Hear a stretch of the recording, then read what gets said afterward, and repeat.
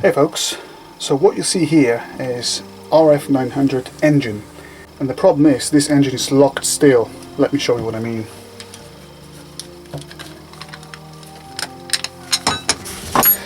So normally you'd be able to rotate the crankshaft by putting your 19mm spanner on this ignition rotor. Sadly in my case it won't even budge. Look, I mean that's it. Wouldn't even move. So now the question is the crankshaft being completely seized, or maybe it's top end being rusty, or maybe it's just the camshafts or chain, or maybe there's something to do with the clutch. No idea.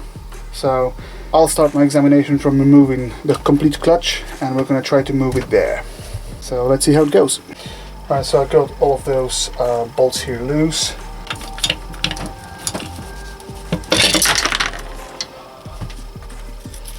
Okay guys, so I've got the clutch cover off, and as you can see this is a later type of RF900 clutch, which is I guess a bit easier to deal with.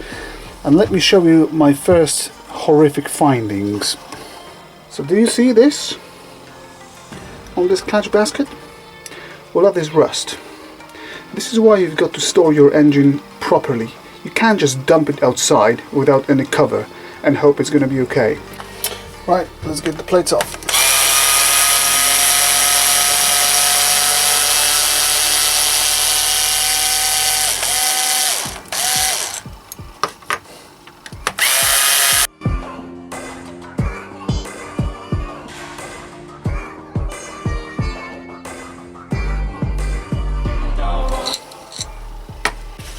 So now I'm going to remove the pressure plate.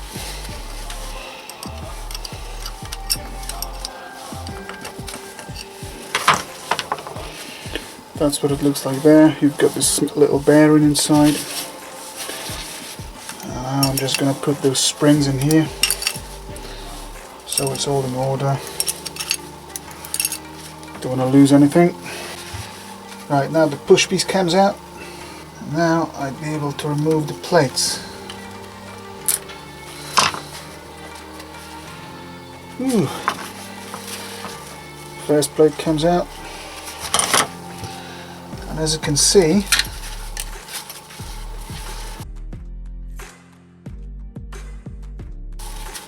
and it's absolutely shit.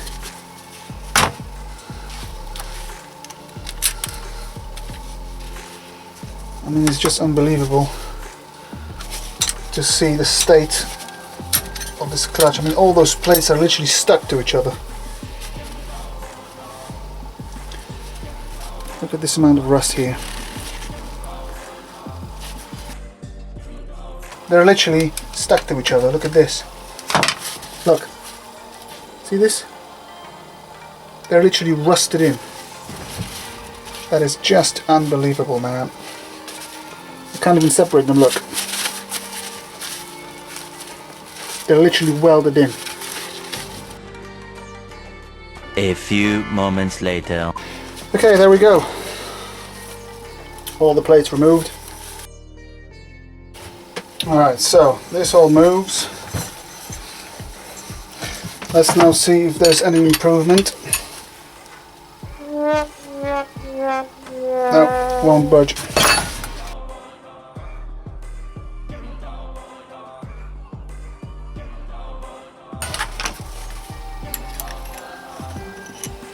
Push rod comes out from inside there.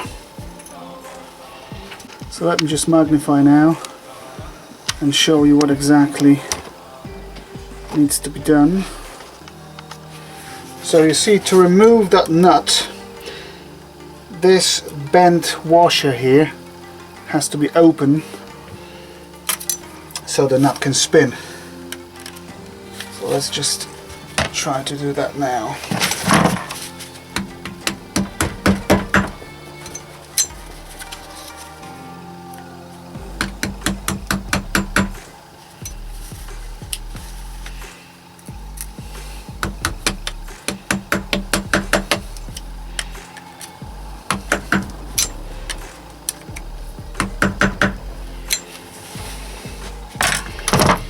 Alright.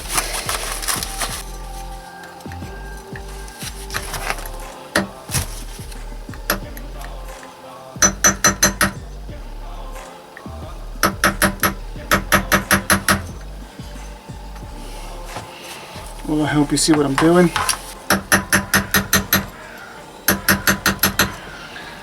You see what I mean now? It's nearly flat now.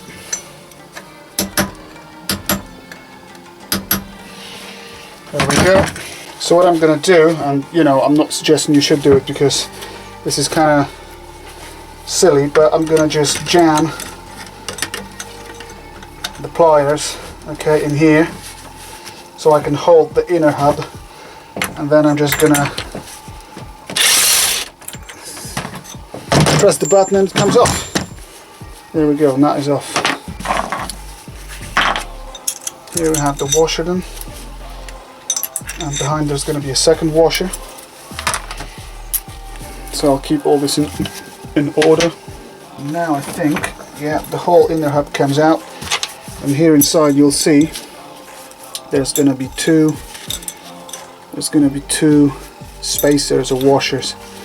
This one is flat and this one is cup shaped sort of washer. Okay, so here we have the main clutch hub, which will now come out fairly easily.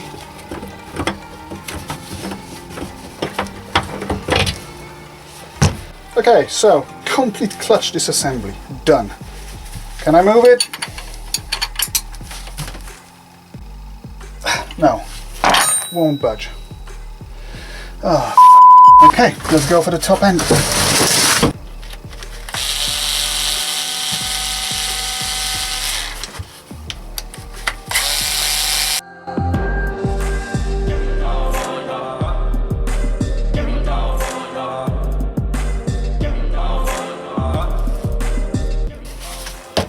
Just a couple of taps. The cover comes off. On those engines, on the side here, you'll see those two rubber crescents, and you've got two on the other side as well, and this is where this gasket likes to stick, because Suzuki recommends putting some sealant there, so normally you've got to pry it with something. There we go. And from what I see at first glance, the camshafts actually look good. I don't see any horrendous wear or scoring or rust on those camshafts. So what I'm going to do is I'm going to remove the camshafts, and I'm going to get this chain completely loose, and we'll take it from there. A few moments later.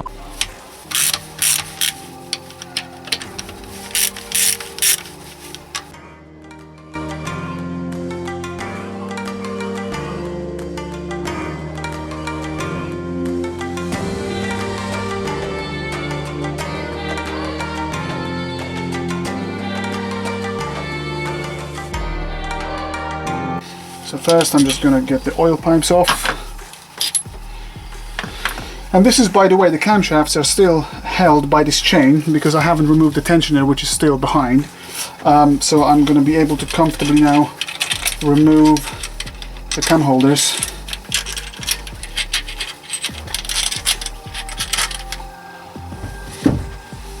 Mallet.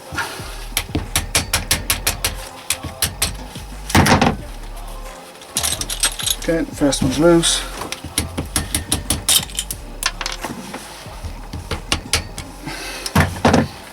That is 3, and that sits there tight, so a couple of taps. Still sits there tight.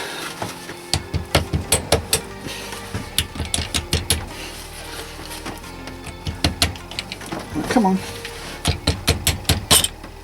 There we go. Well, loosened. So I'll get this all off now. This is my A, this is my B, this is C, alright, and this is D. So yeah, I can't see any horrific damage here, any rust or any terrible obvious things. I can see water here, So this probably would explain why the oil wasn't brown or black, why it was sort of like milky. Right, here we have it, cam chain tensioner just here. And there's two ways to go about it. You can just remove those two small bolts and pull it out, which isn't the best way of doing it, or you can do it correctly the way Suzuki recommends. And by the way, I am guilty of showing a video where I did remove it incorrectly, but you know, it can be done. So today I'm going to do it correctly, which is grabbing 19mm spanner and firstly loosening up that big bolt. Okay. Then you remove that bolt, and what you'll see there is a washer and a tensioner spring. Once you've got this removed, you can then crack those two smaller bolts, crack them loose, which I've done a second ago, so now I'm just gonna get them out. And when you do that, it's good to switch from one to the other to kind of get this tensioner out evenly, so it comes out square like this, not like that or that, and you know what I mean?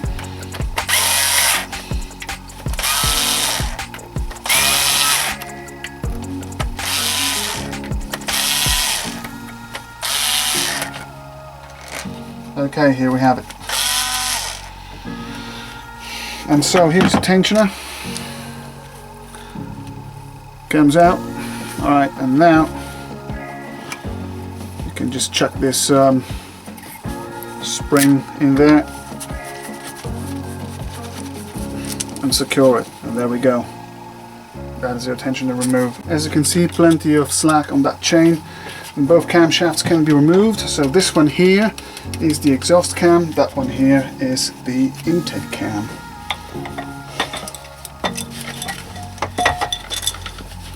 Comes out nicely, and let's have a look. And yeah, it honestly doesn't look bad at all. This cam is good. I wouldn't have any complaints about that, to be honest. Now let's remove the other one. And same thing, lobes look good. Okay, so here we have it. Complete clutch removed, camshafts removed, no total slack on the chain. Let's now try to turn this engine.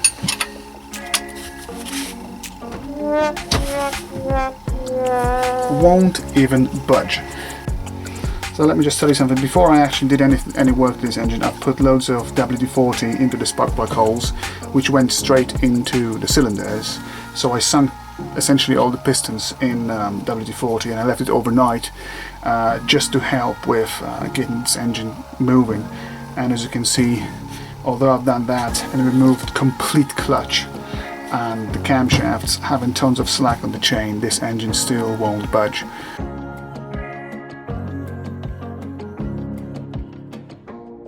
So there's two bolts here outside, another two here outside, and then you've got 6, 8, 10 and 12. And they've got to be released in a sequence, gradually, step by step. Okay, that will do for the first one. Then we go diagonally here. Okay, that would be a second one. Then we would go in here.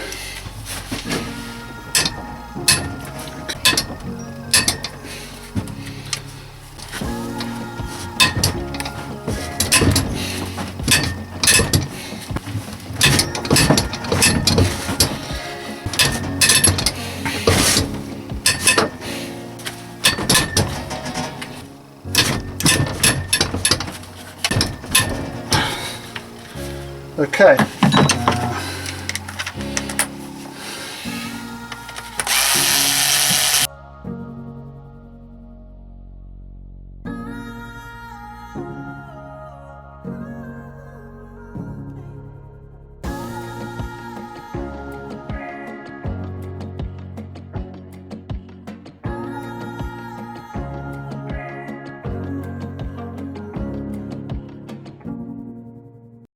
Right folks, so as you can see, I've removed all the cylinder head bolts and I've marked this board with EX here at the top, so I know this is the exhaust side. And so if I ever want to reassemble this engine, the bolts will go back to the same place that they came out from. All I have to do now is remove those oil lines. There's going to be 2 oil lines going to the back of the head, one here, one here. So there's going to be 2 10mm banjo bolts, which you need to loosen up. So here's the first one, here's the second one. So get it hanging up there. And now there's one more screw here at the bottom, also 10mm one, which you simply unscrew. A couple more taps and the head comes off. Ooh, this engine is gone.